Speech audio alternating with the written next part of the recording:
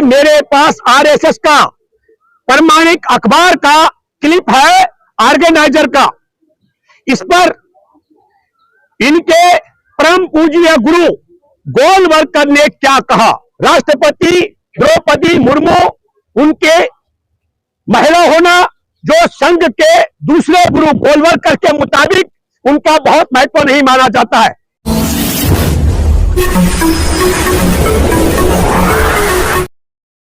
दोस्तों नमस्कार, मैं हूं भूपेंद्र रावत और मैं आज आप सब देश के 140 करोड़ आबादी के साथ ये YouTube के पत्रकार मित्रों के माध्यम से दो बड़े मुद्दों पर बात करने के लिए आया हूं सबूत के साथ। एक, हमारे देश में नए संसद भवन का 28 तारीख जो उद्घाटन किया जा रहा है, वहां हमारे देश में आदिवासी मूल की महामहिम राष्ट्रपति के हाथों से न कराने का क्या कारण है। और दूसरा, हमारे देश के राष्ट्र की राजधानी दिल्ली में 1 महीने ज्यादा समय से यौन शोषण, बलात्कार और इस प्रकार के कर्म दुष्कर्म में शामिल आरोपी ब्रजभूषण को गिरफ्तार न करना और यही दिल्ली के साथ हरियाणा के सरकार में छेड़छाड़ मंत्री जिसमें उस पर मुकदमा दर्ज है उसको गिरफ्तार न करने के क्या कारण है। जब तक, अब मैं आपसे फॉर्मली बात करता हूं, जब किसी भी संदर्भ में हमें भविष्य का लक्ष्य तय करना हो तो समीक्षा करनी बहुत जरूरी है और समीक्षा करने से पहले इतिहास जान लेना चाहिए।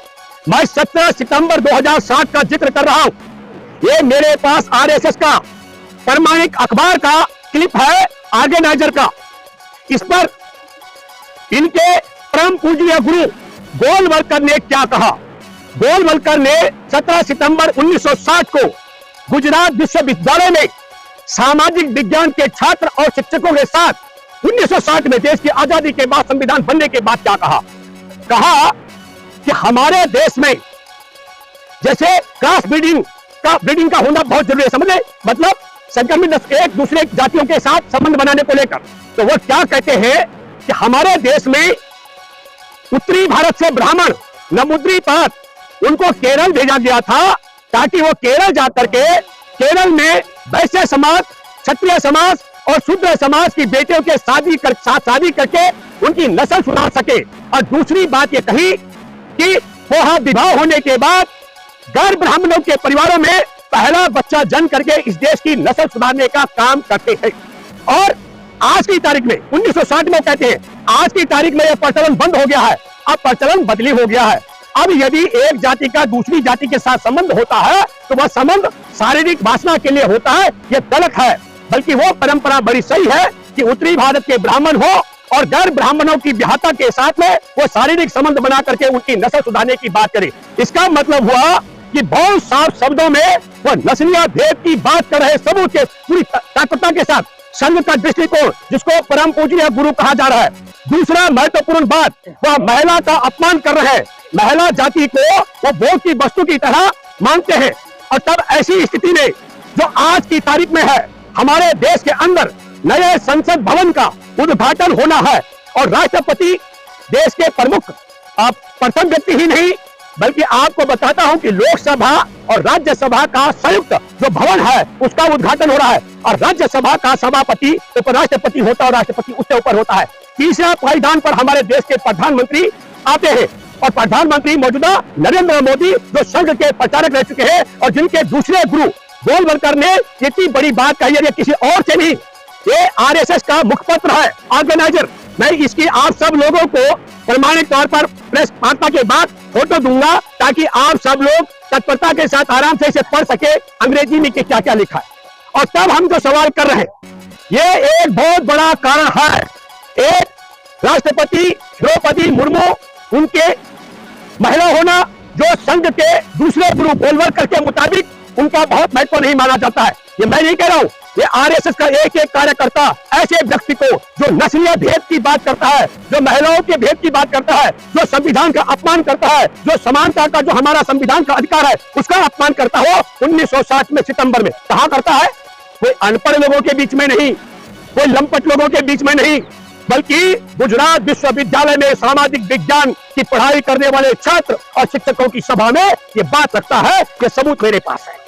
तब यही कारण है, आप सब लोगों में से बहुत चैनलों ने चला होगा, देश के बहुत लोगों ने देखा होगा, 28 अप्रैल को सुप्रीम कोर्ट में मुख्य न्यायाधीश की अध्यक्षता में बेंच की सुनवाई थी हमारे देश की पहलवान बेटियों की यौन शोषण बलात्कार के मामले में 7 शिकायतें जो कराटे थाने में एफआईआर में तब्दील नहीं की गई थी, उसको एफआईआर में तब्दील करने के लिए।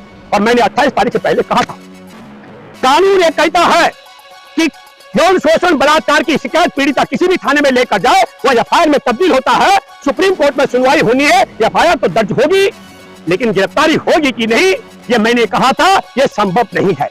यह बात मैं इसलिए कह रहा हूं, मैंने इसलिए नहीं कहा था कि नरेंद्र मोदी का और अमित शाह का मेरा कोई संवाद होता है, दिल्ली का पुलिस कमिश्नर मुझे से राय लेता हो या मैं राय देता हूं, ऐसा बिल्कुल नहीं है। ऐसा नहीं है कि मेरा सीधा संवाद सुप्रीम कोर्ट के मुख्य न्यायाधीश के साथ है, बल्कि हमारी नजर इस संघ परिवार के एक एक कर्म पर है, संघ परिवार की एक एक नीति और रीति पर है। संघ परिवार की नीति और रीति के कारण हम जानते थे जो देश की महिलाओं को उपभोग की वस्तु समझते हो और जिनकी दृष्टि में पूरे भारत में उत्तरी भारत के ब्राह्मणों के अलावा तमाम जाति के लोगों की नस्लें खराब हो, उनको सुधारने के लिए बोलकर की भाषा में क्रॉस ब्रीडिंग का काम होना चाहिए। मतलब ब्राह्मण जाति का व्यक्ति हो और वह गैर ब्राह्मण की देहाता का पहला बच्चा जनने का काम करे, पहला बच्चा बनाने का काम करे। यह भाषा भले आपको बुरी लग सकती हो, लेकिन ये सबूत मेरे पास है। तब मैं ये मानता हूं, तब मैं ये कहता हूं, उसी आधार पर मैंने कहा था। और ये फिर मैं आज आपको याद दिलाता हूं, हमारे देश में कहा जा रहा है कि ब्रजभूषण शरण सिंह पर यौन शोषण का आरोप नहीं, उस पर बलात्कार का धारा भी है, उस पर धारा 376, 377 और 354 दर्ज है। और बलात्कार के मामले में सुप्रीम कोर्ट ने बार बार कहा किसी भी प्रकार के सबूतों की जरूरत नहीं है, पीड़िता का आरोप और पीड़िता के बताए गए वेदना ही काफी होती है।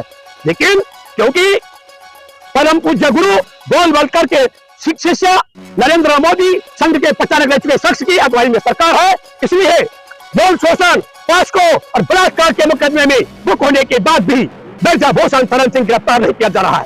ठीक उसी तरीके से जैसे दिल्ली के साथ सटे हरियाणा में मंत्री संदीप सिंह किसी ने को कमरा बंद करके उस पर 342, 304, 354A, 354B और जांच करने की धमकी 506 का मुकदमा दर्ज है। 19 मार्च को दिल्ली में हजार की संख्या में लोग जुटे, उसकी गिरफ्तारी की मांग को लेकर उसे गिरफ्तार नहीं किया जा रहा है। कल खटखट टोल प्लाजा पर हजारों की संख्या में तमाम लोग जुटे, 28 तारीख को लाखों लोग दिल्ली आ रहे और पूरे भारत की 20 राजनीतिक पार्टियां कह रही है कि भाई हमारे देश की महामहिम राष्ट्रपति द्रौपदी मुर्मू से उद्घाटन कराए संसद का, तो संसद का उद्घाटन महिला से राष्ट्रपति से नहीं कराया जा रहा है क्योंकि वह आदिवासी है। नस्ल का मामला है, नस्ल भेद का मामला है। और दूसरा, पूरे देश की 140 करोड़ आबादी में जहां तक यूट्यूब के माध्यम से संदेश जा रहा है, करोड़ों लोग दुआएं कर रहे हैं, अच्छी बदुआएं दे रहे हैं मोदी सरकार को और दुआएं कर रहे हैं कि बेटियां जो संघर्ष कर रही है यौन शोषण बलात्कारी को गिरफ्तार कराने के लिए, इनकी सफलता के लिए उनमें बड़ी संख्या 28 तारीख को दिल्ली आने वाली है। लेकिन ब्रजभूषण शरण सिंह को गिरफ्तार नहीं किया जा रहा है। तब मुझे लगता है, जो मैंने कहा कि ये इतिहास अगर हम नहीं देखेंगे इनके परम पूज्य गुरु बोलवलकर का, तो तब समीक्षा हो सकती है जो हमने कर रखी थी। और मैंने पहले भी कहा था, अब भी कह रहा हूं, हाँ, आपके माध्यम से मैं 2 अपील जरूर करना चाहता हूं। मैं चाहता हूं नरेंद्र मोदी जी, यदि आप बोलवलकर की इस नस्ल भेद नीति के खिलाफ है तो अभी भी वक्त है, अभी भी समय है। 20 राजनीतिक पार्टियां ही नहीं, आप अग्नि परीक्षा से गुजरने वाले हैं। यदि आप नस्ल भेद का अंतर रखते हैं तो मैं दावे से कह सकता हूं फिर तो आप किसी भी कीमत में द्रौपदी मुर्मू से राष्ट्रपति होने के बावजूद भी संसद का उद्घाटन नहीं कराएंगे।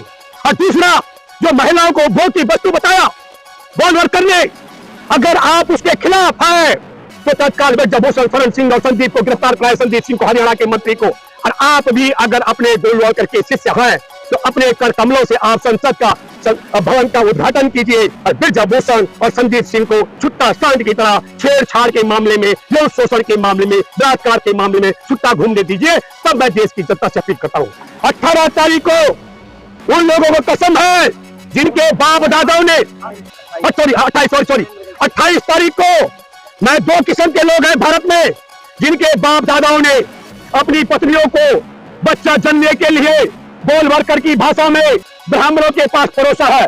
वो दूरी बना के रखना, उनके डीएनए में संगी मिक्स हो गए, वो दूरी बना के रखना, बिल्कुल मत आना। लेकिन जिनके बाप ने, जिनके दादाओं ने अपनी पत्नियां बच्चा जन्मने के लिए उत्तरी भारत के ब्राह्मणों को नहीं परोसी है, उन सबों से मैं अपील करता हूं, ये महिला भेद के खिलाफ, ये समानता के खिलाफ, संविधान के खिलाफ और ये नस्ल भेदियों के खिलाफ और बेटियों को न्याय दिलाने के लिए आप सब लोग 28 तारीख को दिल्ली पधारे। आप सबका जोरदार स्वागत है, क्योंकि अभी देश में लोकतंत्र और संविधान कायम है। सिर्फ सत्ता के शिखर पर इस देश में नस्ल से, इस देश में महिलाओं से, संविधान से, समानता से, किसान से, युवा से, सैनिकों से और बेरोजगार से नफरत करने वाले सत्ता के शिखर पर बैठे। धन्यवाद। आपका कोई सवाल हो तो बोलिए।